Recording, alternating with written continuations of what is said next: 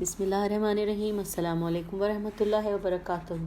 کاشانِ بصیرت کے اس plate form پر جس کتاب کا ہم مطالعہ کر رہے ہیں اس کا نام ہے امام مہدی علیہ السلام ولادت سے ظہور تک، جس کے مؤلف ہیں آیت اللہ سید محمد کاظم قزوینی، اور اس کے مختلف صفحات ہم پڑھتے ہوئے اب ہم پہنچے ہیں پیج نمبر 135 کے اوپر، اور جس میں ہم جو مطالعہ کر رہے ہیں وہ اس حوالے سے ہے کہ جب امام حسن عسکری علیہ السلام کی شہادت ہو گئی تو امام زمانہ علیہ السلام نے بھی وکلاء کو ان کے منصب پر باقی رکھا۔ تو اب جو ہم پڑھ رہے ہیں وہ اس میں ان وکلاء اور نائبین اور سفراء کے حالات زندگی پڑھ رہے ہیں، جس میں ہم نے پچھلی آڈیو میں امام مہدی علیہ السلام اور امام حسن عسکری علیہ السلام کے دور میں پڑھا تھا، اور اب ہم جو آج اس وقت اس آڈیو میں ہم پڑھنے جا رہے ہیں اس کی ہیڈنگ ہے حضرت جعفر بن امام علی النقی الہادی۔ تو آئیے پیج 135 سے ہم اس آڈیو کا آغاز کرتے ہیں۔ جعفر حضرت امام علی نقی علیہ السلام کی اولاد میں سے تھے، اور وہ اپنے آبائے کرام کی راہ کو چھوڑ کر خواہشات نفس اور منکرات کی راہ پر لگ گئے۔ ان کا انحراف فرزند نوح علیہ السلام کے انحراف سے عجیب نہیں کہ جن کے بارے میں فرمان خداوندی ہے ان بریکٹ اے نوح وہ تیرے اہل سے نہیں، ان کے اعمال نیک نہیں بریکٹ کلوز۔ ان کا انحراف والد کی تربیت میں کمی کی وجہ سے تھا، نہ اس ماحول کی خرابی کی وجہ سے تھا کہ جس میں وہ بڑھ رہے تھے۔ ان کا انحراف فاسقوں اور منحرفین کی صحبت کی وجہ سے تھا، اور یہ واضح ہے کہ صحبت کا بہت زیادہ اثر ہوتا ہے۔ اب اس صفحے کے اوپر ٹیگ کیا ہوا ہے کہ جو کہ حاشیے میں نیچے جس کے بارے میں لکھا ہے وہ میں آپ کو پڑھ کے سنا دیتی ہوں۔ فرزند نوح کسی عزت اور احترام کا حقدار نہیں، تو پھر جعفر احترام کا کیسے حقدار؟ اب ہم پیج 136 پہ پہنچ گئے۔ ہمیں یہ معلوم نہیں کہ وہ کیسے ان کے ساتھ مل گئے کہ جنہوں نے ان کو ذلت اور رسوائی کے گڑھے میں دھکیلا اور راہ اہل بیت سے دور کر دیا۔ عجیب بات یہ ہے کہ امام حسن عسکری علیہ السلام جس وقت اپنے خاص شیعوں کو امام مہدی علیہ السلام کی ولادت کے بارے میں بتاتے، جعفر کو نہ بتایا، اور جعفر کو پتہ نہ چلا کہ ان کے بھائی کا بھی کوئی بیٹا ہے یا نہیں، اور یہ بھی ممکن ہے کہ وہ اس بات سے آگاہ ہوں اور جان بوجھ کر لا علمی اس کا ظاہر کی ہو۔ حضرت امام حسن عسکری علیہ السلام نے اپنی شہادت سے 15 دن پہلے مدائن میں اپنے بعض شیعوں کی طرف خطوط لکھے، اور وہ خطوط اپنے خادم ابو الادیان کو دے کر فرمایا ان خطوط کو مدائن لے جاؤ، تم 15 دن غائب رہو گے، اور جب 15ویں دن تم سامرا آؤ گے تو تم میرے گھر سے رونے کی آواز سنو گے اور مجھے غسل میت کے تختے پر پاؤ گے۔ ابو الادیان نے پوچھا کہ جب آپ چلے جائیں تو آپ علیہ السلام کے بعد امام کون ہوگا؟ امام علیہ السلام نے فرمایا جو تم سے میرے خطوط کے جوابات طلب کرے وہ قائم علیہ السلام ہے۔ خادم نے عرض کیا مولا کوئی اور نشانی بتا دیں۔ امام علیہ السلام نے فرمایا جو میرا جنازہ پڑھائے گا وہ قائم علیہ السلام ہے۔ تو خادم نے کہا کچھ اور؟ امام علیہ السلام نے فرمایا جو تمہیں تھیلے میں موجود چیزوں کے بارے میں بتائے وہ قائم علیہ السلام ہے۔ البتہ امام علیہ السلام کی ہیبت کے سبب سے میں اور کچھ نہ پوچھ سکا، اور خطوط لے کر مدائن کی طرف چل پڑا۔ ان خطوط کے جوابات لے کر جب 15ویں دن میں سامرا آیا تو امام علیہ السلام کی اطلاع کے مطابق میں نے ان کے گھر سے رونے کی آوازیں سنی۔ امام علیہ السلام کو غسل دیا جانے لگا، اور امام علیہ السلام کے گھر کے دروازے پر میری ملاقات جعفر بن علی سے ہوئی۔ شیعہ ان کو امامت و خلافت کی مبارکباد دے رہے تھے۔ میں نے اپنے آپ سے کہا کہ اگر یہ شخص امام ہے تو امامت باطل ہے، کیونکہ میں اسے اچھی طرح جانتا ہوں کہ یہ شراب پیتا تھا اور عباسی بادشاہ کے دربار میں جوا کھیلتا تھا اور تنبور بجاتا تھا۔ سو میں گیا، تعزیت کی اور امامت کی مبارکباد دی، تو اس نے مجھ سے کسی چیز کے بارے میں نہ پوچھا۔ اتنے میں امام حسن عسکری علیہ السلام کا خادم آیا اور کہنے لگا سید و سردار آپ علیہ السلام کے بھائی کو کفن پہنایا جا چکا ہے، آئیں اور نماز پڑھائیں۔ جعفر اور شیعہ داخل ہو گئے۔ ان کے آگے آگے سامان اور حضرت حسن بن علی علیہ السلام تھے۔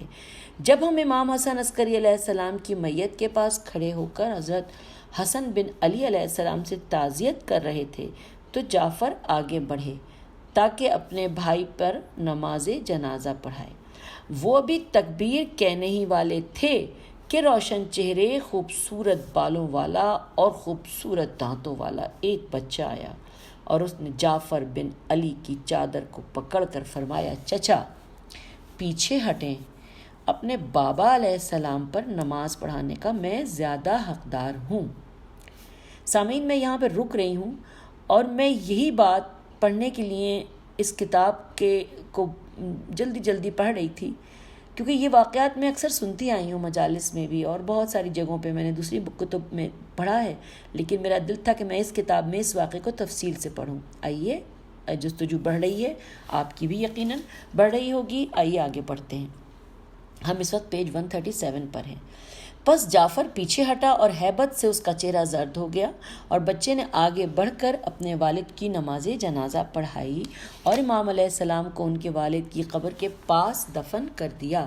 پھر اس بچے نے فرمایا، اے بصری، مجھے خطوط کے وہ جوابات دو جو تم اپنے ساتھ لائے ہو۔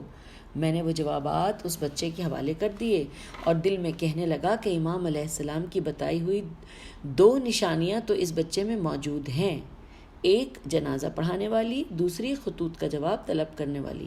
اب صرف بیگ والا سوال رہ گیا ہے۔ پھر میں جعفر بن علی علیہ السلام کے پاس گیا تو وہ آپے سے باہر تھا۔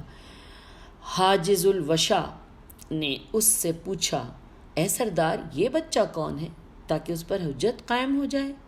جعفر نے کہا، بخدا نہ میں نے پہلے اسے دیکھا نہ جانتا ہوں۔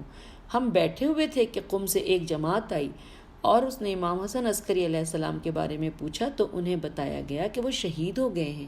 انہوں نے لوگوں سے پوچھا کہ اب ان کے بعد امام کون ہے؟ لوگوں نے جعفر کی طرف اشارہ کیا۔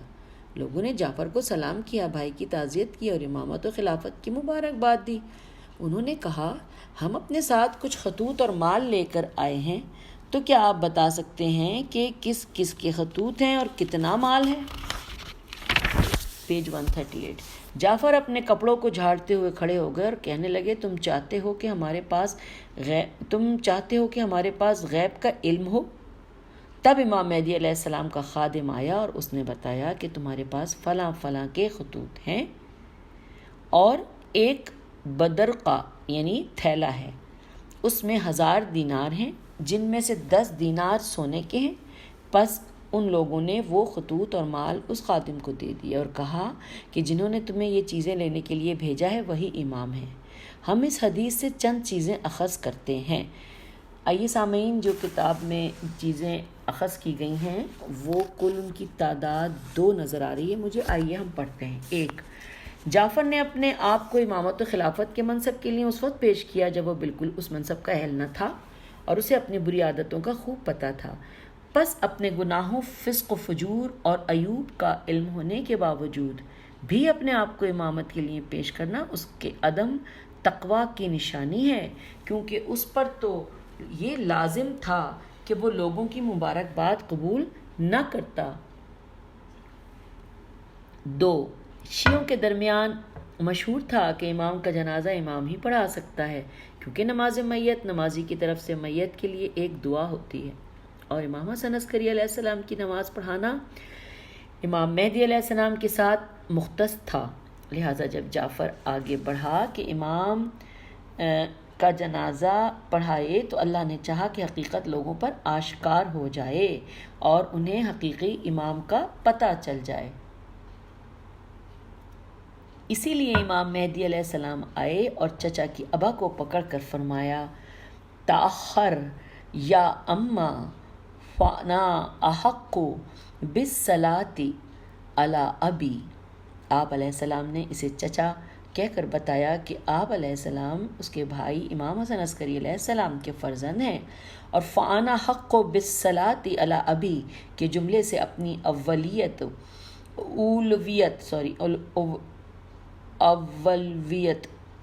اب میں پتہ نہیں صحیح پڑھ رہی ہوں یا نہیں، الف و لام واو یہ تے ثابت کی، اور علی ابی سے اپنا نسب اور امام ثابت کی کہ امام علیہ السلام کا جنازہ امام ہی پڑھا سکتا ہے، کیونکہ وہ میت کا ولی ہوتا ہے اور سب لوگوں سے زیادہ اس کی میراث کا حقدار ہوتا ہے۔ اس بنا پر جعفر نہ امام ہیں اور نہ ہی وارث امام، اور امام مہدی علیہ السلام امام حسن عسکری علیہ السلام کے حقیقی وارث اور جانشین ہیں۔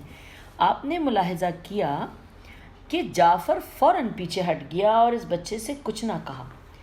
تو اس وقت اس کی قدرت و طاقت کہاں گئی تھی؟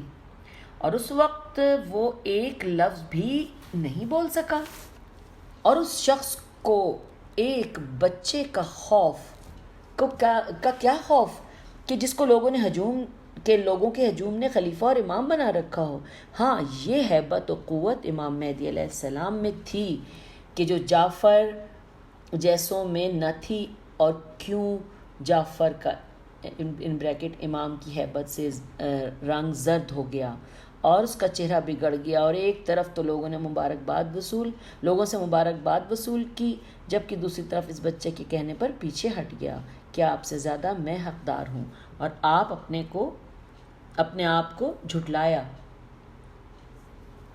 اور جب بصرہ کے شیعوں نے اسے پوچھا یہ بچہ کون ہے، سائل نے بچے کے بارے میں اس سے سوال کیا تاکہ جعفر امام مہدی علیہ السلام کو امام علیہ السلام مان لے۔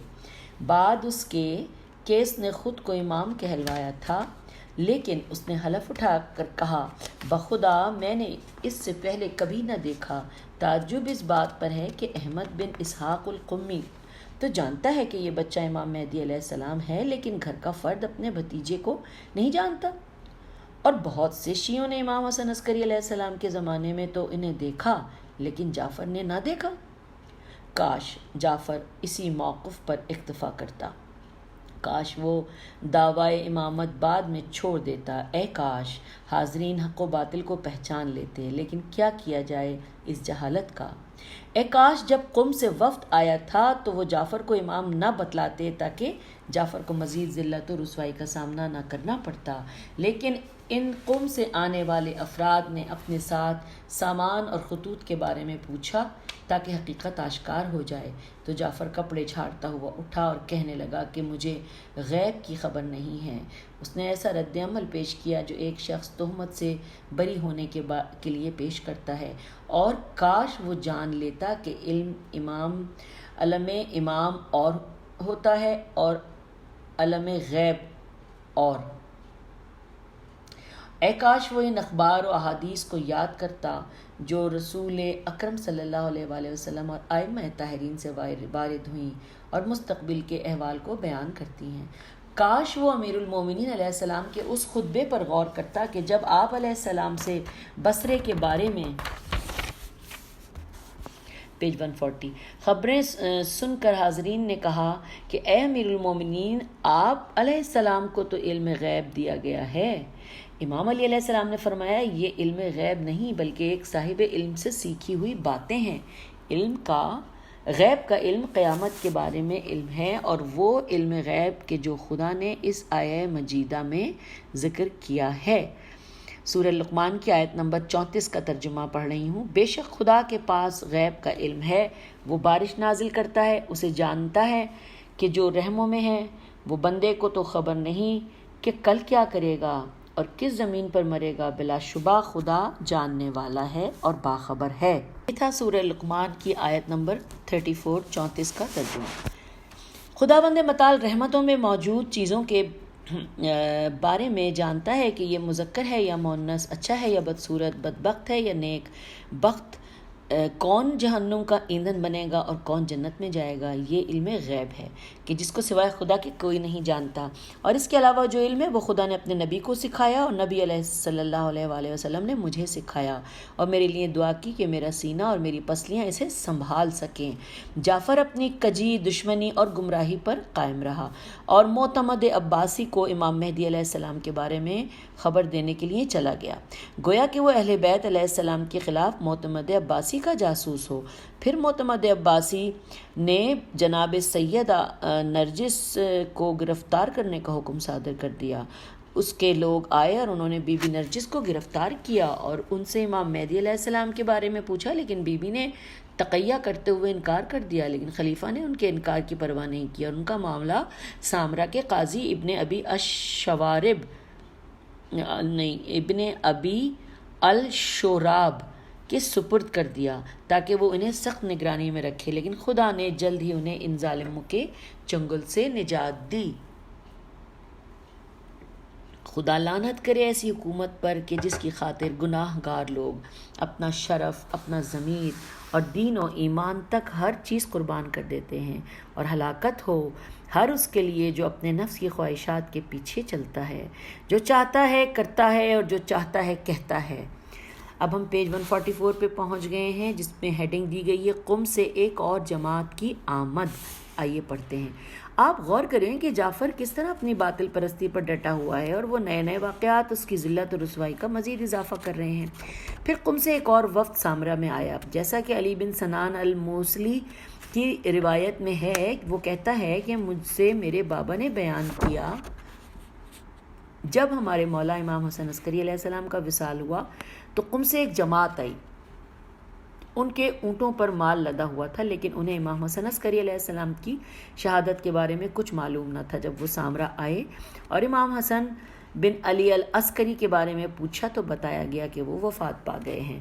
انہوں نے پوچھا کہ ان کا وارث کون ہے؟ لوگوں نے کہا ان کا بھائی جعفر بن علی علیہ السلام۔ آنے والوں نے اس کے بارے میں پوچھا تو بتایا گیا وہ گھوڑے پر سوار ہو کر دریائے دجلہ کی طرف شراب پینے گیا ہے، اور گانے بجانے والے اس کے ساتھ ہیں۔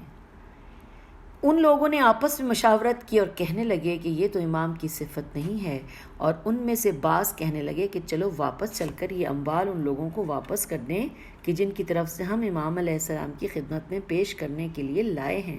اس وقت ابو عباس محمد بن جعفر الحمیری القمی نے کہا، ٹھہرو، اسے واپس آنے دو کہ ہم اس بات کی حقیقت جان سکیں۔ جب جعفر واپس آیا تو وہ لوگ ان کے پاس گئے اور دعا و سلام کے بعد عرض کیا، اے سردار، ہم قم سے آئے ہیں اور ہمارے ساتھ شیعوں کی ایک جماعت بھی ہے۔ ہم اپنے امام ابو محمد حسن عسکری علیہ السلام کی خدمت میں اموال لائے ہیں۔ جعفر نے پوچھا، کہاں ہیں وہ اموال؟ انہوں نے کہا، ہمارے ساتھ۔ جعفر نے کہا، انہیں یہاں لے آؤ۔ وہ بولے، نہیں، ان اموال کے بارے میں ایک پیچیدہ بات ہے۔ جعفر نے کہا، وہ کون سی؟ وہ بولے کہ یہ اموال اکٹھے ہیں جنہیں شیعہ ایک 2 دینار کر کے اکٹھا کرتے رہتے ہیں، پھر ان کو ایک تھیلی میں ڈالتے ہیں اور مہر لگا دیتے ہیں۔ اور پیج 142، اور جب ہم اس طرح کے اموال لے کر امام حسن عسکری علیہ السلام کی خدمت میں پہنچتے تھے تو امام فرماتے تھے، سارا مال اتنے دینار ہے، فلاں کی طرف سے اتنے دینار، فلاں کی طرف سے اتنے دینار، یہاں تک کہ آپ علیہ السلام سب لوگوں کے نام لیتے اور آخر میں وہ مہروں والے نقش بھی بتا دیتے۔ یہ سن کر جعفر نے کہا، تم لوگ جھوٹ بولتے ہو، تم میرے بھائی کے بارے میں وہ کچھ کہتے ہو کہ جو انہوں نے نہیں کیا۔ یہ غیب کی باتیں ہیں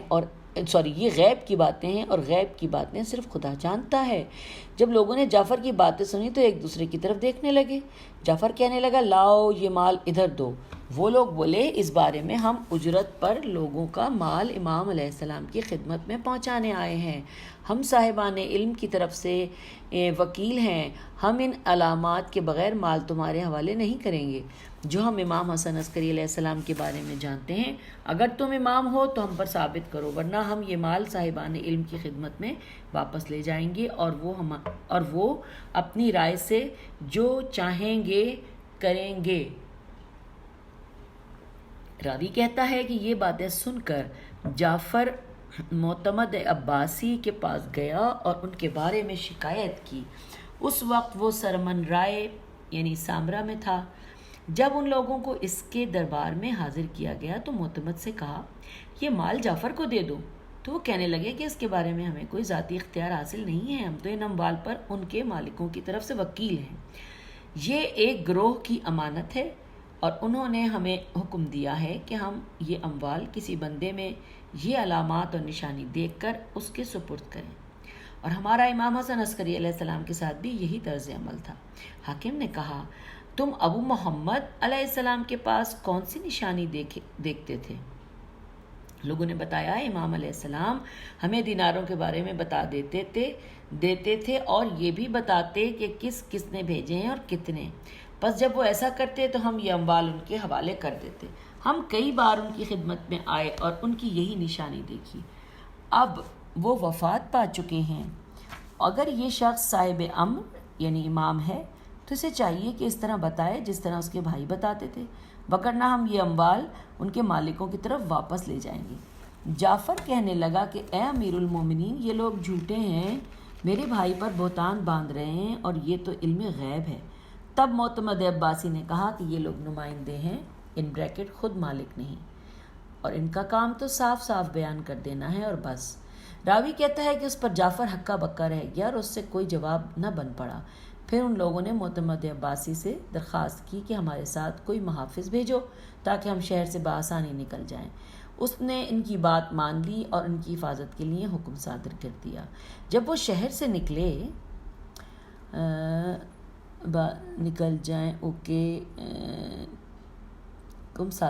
جب وہ شہر سے نکلنے لگے تو ان کی طرف ایک خوبصورت لڑکا آیا، گویا کہ وہ خادم تھا، اور اس نے آواز دی، اے فلاں بن فلاں، اے فلاں بن فلاں، اپنے مولا کا حکم سنو۔ انہوں نے پوچھا، اے لڑکے، تو ہمارا مولا ہے؟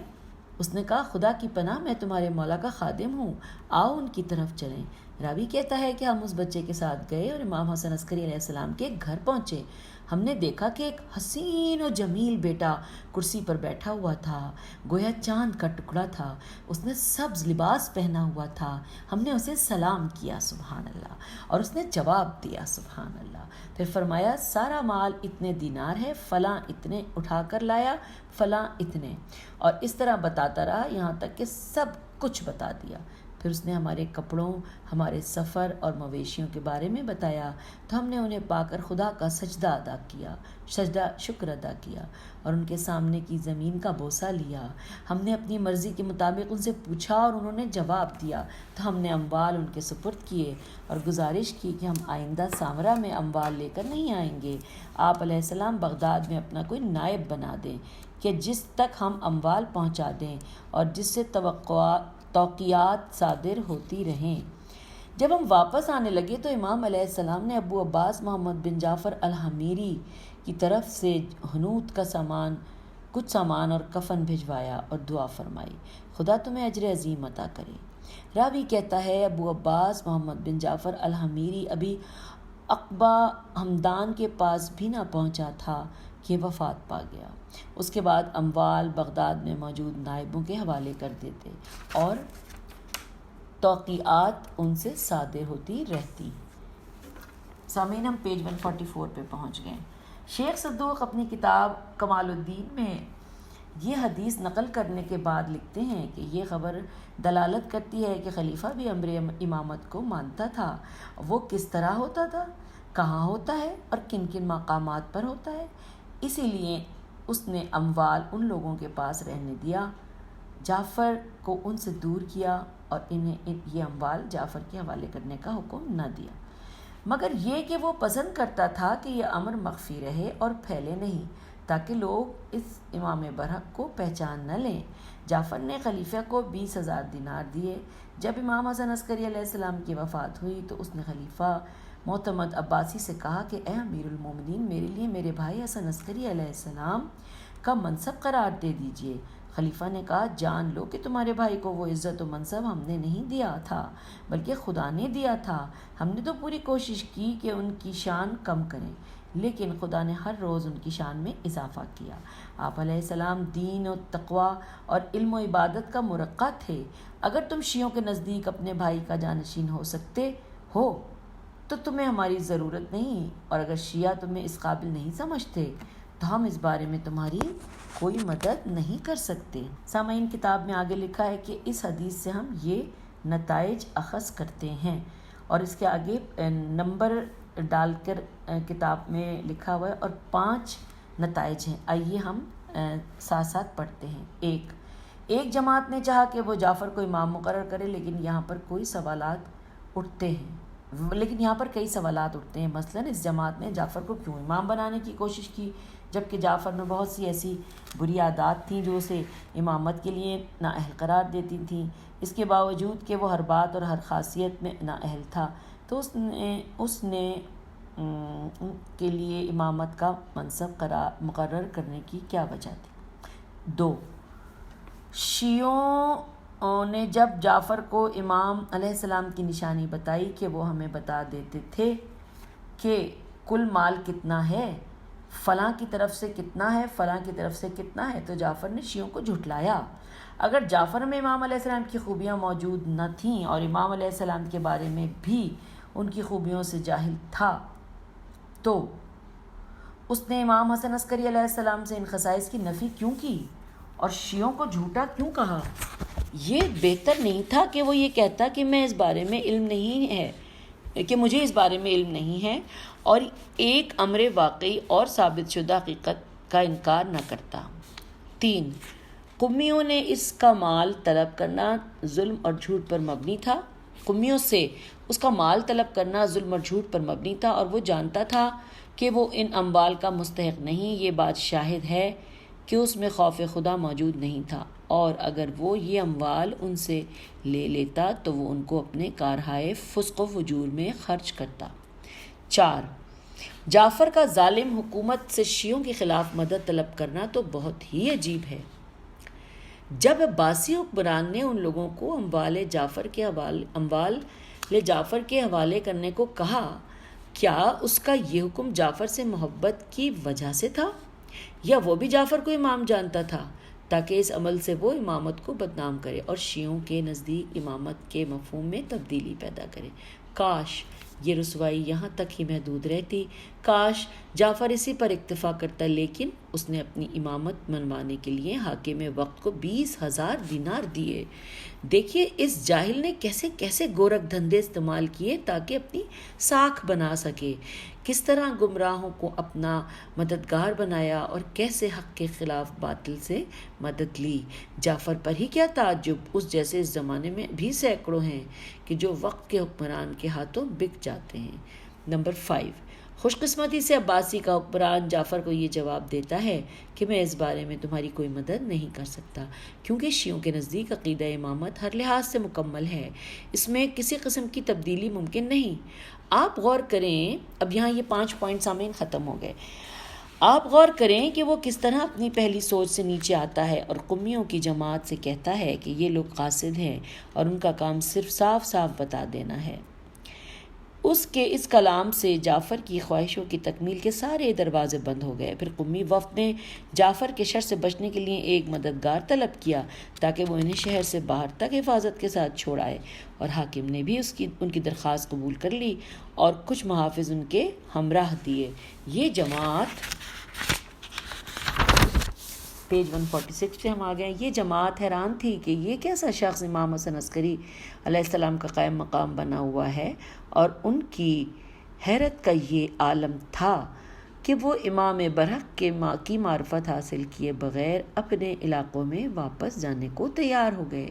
تب لطف خداوند متعال ان کے شامل حال ہوا اور انہیں اس حیرت سے نجات مل گئی کہ امام مہدی علیہ السلام کے غلام نے ان کو نام لے لے کر بلایا اور انہیں امام مہدی علیہ السلام کی خدمت میں لے گئے۔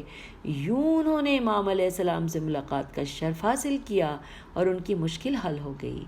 ان سب کے باوجود بھی جعفر نے امام حسن عسکری علیہ السلام کا وارث ہونے کا دعویٰ کیا اور اپنے بھائی کی نسل کا انکار کیا، اور حضرت امام حسین علیہ السلام کا کلام ان کے بارے میں برحق ثابت ہوا کہ جب آپ علیہ السلام نے ہمدان کے ایک شخص سے فرمایا کہ اس امت کا قائم میرا نوجوان بیٹا ہوگا، وہ صاحب غیبت ہوگا، اس کی میراث تقسیم کی جائے گی اور وہ زندہ ہوگا۔ اچھا سامعین، اب ہم پیج 146 پر ہی ہیں اور ہم 7ویں فصل جو ہم پڑھ رہے تھے اس کے آخری پیراگراف کی طرف پہنچ گئے ہیں، اور یہاں پہ ہم جو پڑھیں گے اس کی ہیڈنگ ہے جعفر بن علی النقی کا انجام۔ یہ ایک پیراگراف میں ہے اور اس کو پڑھنے کا مجھے بہت شوق ہو رہا ہے۔ آئیے ہم بھی پڑھتے ہیں کہ اس کا انجام کیا ہوا۔ جعفر کے انجام کے بارے میں محدثین کرام کے مابین اختلاف ہے۔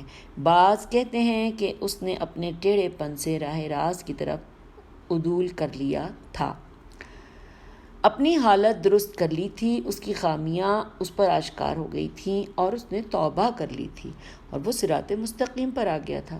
یہ نظریہ رکھنے والے علماء کے پاس ایک دلیل ہے، اور وہ ایک توقیع ہے جو امام زمانہ اجل اللہ تعالیٰ فرجہ نے اسحاق بن یعقوب کے سوالات کے جواب میں ارسال کی تھی۔ اس توقیع میں امام زمانہ علیہ السلام ارشاد فرماتے ہیں ان بریکٹ میرے چچا اور ان کے بیٹوں کی راہ حضرت یوسف علیہ السلام کے بھائیوں والی راہ ہے، بریکٹ کلوز۔ اس حدیث میں امام زمانہ علیہ السلام نے جعفر اور ان کی اولاد کو حضرت یوسف علیہ السلام کے بھائیوں کے ساتھ تشبیہ دی ہے کہ جنہوں نے حضرت یوسف علیہ السلام پر حد درجہ ظلم اور زیادتی کی تھی اور بعد میں اپنے اس عمل سے توبہ کر لی تھی، جیسا کہ سورہ یوسف کی آیت نمبر 97-98 سے مستفاد ہوتا ہے۔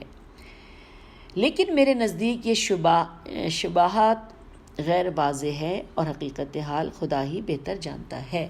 تو سامعین، یہ پیج نمبر 146 ہم نے مکمل کر لیا اور یہاں پہ ہم نے 7ویں فصل کو مکمل کر لیا۔